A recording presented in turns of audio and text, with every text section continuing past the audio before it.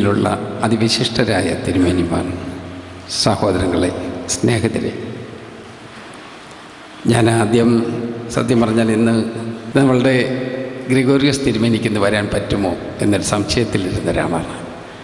കാരണം അദ്ദേഹത്തിൻ്റെ വന്ധ്യപിതാവ് നമ്മിൽ നിന്ന് വേർപിരിഞ്ഞു പോയിട്ട് ഏതാനും ദിവസങ്ങൾ മാത്രമേ ഉള്ളൂ.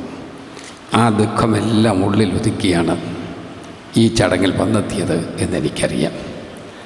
അതിൻ്റെ പ്രധാനപ്പെട്ട കാരണങ്ങൾ, ഒന്ന്, തിമോത്തിയോസ് തിരുമേനിയുമായിട്ടുള്ള ഏറ്റവും വലിയ അടുപ്പമായി ഞാൻ കാണുകയാണ്. തിമോത്തിയോസ് തിരുമേനി ഞങ്ങൾക്ക് കോട്ടയത്തിൻ്റെ സ്വന്തമാണ്. തിരുമേനി എത്രയോ നല്ല കാര്യങ്ങൾ ചെയ്ത് നമ്മുടെ ഈ സമൂഹത്തിൽ ഏറ്റവും നല്ല ആദർശശുദ്ധിയുടെ ഒരു മുഖം ഉയർത്തുന്നതിന് വേണ്ടി ശ്രമിച്ചിട്ടുണ്ട് എന്നുള്ളത് അദ്ദേഹവുമായി അടുത്തറിയാവുന്ന മുഴുവൻ ആളുകൾക്കും അറിയും. എനിക്ക് തിരുമേനി എന്നുള്ള നിലയിൽ മാത്രമല്ല, ഒരു നാട്ടുബന്ധം കൂടി ഇതിനോട് അടുത്തുണ്ട്. തിരുവഞ്ചൂരും അമയന്നൂരും തമ്മിൽ വലിയ അകലയില്ല. അതുകൊണ്ട് തിമോത്തിയോസ് തിരുമേനി എനിക്ക് ആ രൂപത്തിലും വളരെ അടുത്ത ബന്ധമുള്ള അടുപ്പമുള്ള വ്യക്തിയാണ്. തിമോത്തിയോസ് തിരുമേനിയെക്കുറിച്ച് ആലോചിക്കുമ്പോൾ വിദ്യാഭ്യാസ രംഗത്ത് അദ്ദേഹം എടുത്ത അത്യുജ്വലമായ ഉദാഹരണമാണ് ഇവിടെ പുറ്റടിയിൽ ആരംഭിച്ചിരിക്കുന്ന നല്ലൊരു വിദ്യാഭ്യാസ സ്ഥാപനം.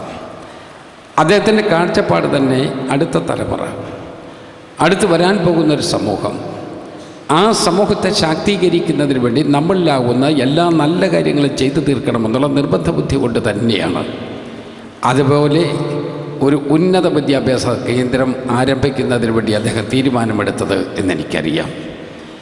ആർദ്ര എന്ന് പറയുന്ന സൊസൈറ്റി യഥാർത്ഥത്തിൽ ആർദ്രതയുടെ ഒരു കേന്ദ്രമാണ്. സാധുജനങ്ങളെ സഹായിക്കുന്നതിന് വേണ്ടി, അവർക്ക് വേണ്ടിയുള്ള ക്ഷേമപ്രവർത്തനം നടത്തുന്നതിന് വേണ്ടി, അങ്ങനെ ചാരിറ്റി പ്രവർത്തനങ്ങൾക്ക് നേതൃത്വം നൽകുന്നതിന് വേണ്ടി എല്ലാം അദ്ദേഹം എടുത്തിട്ടുള്ള നിരവധി നടപടികൾ ഇടവക ജനങ്ങൾക്കും ഈ സമൂഹത്തിലുള്ള എല്ലാ ആളുകൾക്കും നന്നായിട്ടറിയാം. നമ്മളിപ്പോൾ ഒരു തിരുമേനിയെക്കുറിച്ച് ആലോചിക്കുമ്പോൾ സ്വാഭാവികമായും രണ്ട് രൂപത്തിലുള്ള അവരുടെ സമീപനങ്ങളുണ്ടാകും. ഒന്ന്, ഒരു വ്യക്തിശുദ്ധി വരുത്തുന്നതിന് വേണ്ടി ഒരു മനുഷ്യനിൽ ദൈവചിന്തയെ എത്തിക്കുവാനും അതിൻ്റെ സംശുദ്ധമായ ശുശ്രൂഷ നിറവേറ്റുന്നതിന് വേണ്ടിയുള്ള പരിശ്രമം. ആ പരിശ്രമത്തിൽ നമ്മുടെ തിരുമേനി വളരെ അത്യുന്നതമായി തന്നെ നിൽക്കുന്നു എന്ന് ഞാൻ ഓർമ്മിപ്പിക്കുകയാണ്.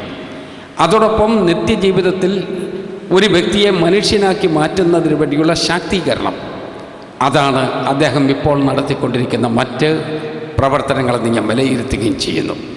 ഈ രണ്ട് പ്രവർത്തനങ്ങളും കൂടി ഒരുമിപ്പിച്ച് പോയെങ്കിൽ മാത്രമേ നമ്മളുടെ ഒരു ശരിയായ ദിശയിലേക്ക് കാര്യങ്ങൾ കൊണ്ടുവന്നെത്തിക്കാൻ കഴിയൂ. അതിനുവേണ്ടിയുള്ള പ്രവർത്തനം നിർവഹിച്ചു കൊണ്ടിരിക്കുന്ന തിരുമേനിയെ ഞാൻ ഒരിക്കൽ കൂടി അഭിനന്ദിക്കുകയാണ്. ഇവിടെ 50 വർഷക്കാലം എന്നുള്ളത് നിങ്ങൾക്കെല്ലാവർക്കും അറിയാവുന്നതുപോലെ എത്രയോ ദീർഘകാലമാണ്. 65 വയസ്സുള്ള തിരുമേനിക്ക് 50 വർഷക്കാലത്തെ പട്ടത്വ മഹത്വത്തെക്കുറിച്ച് പറയാൻ കഴിയും.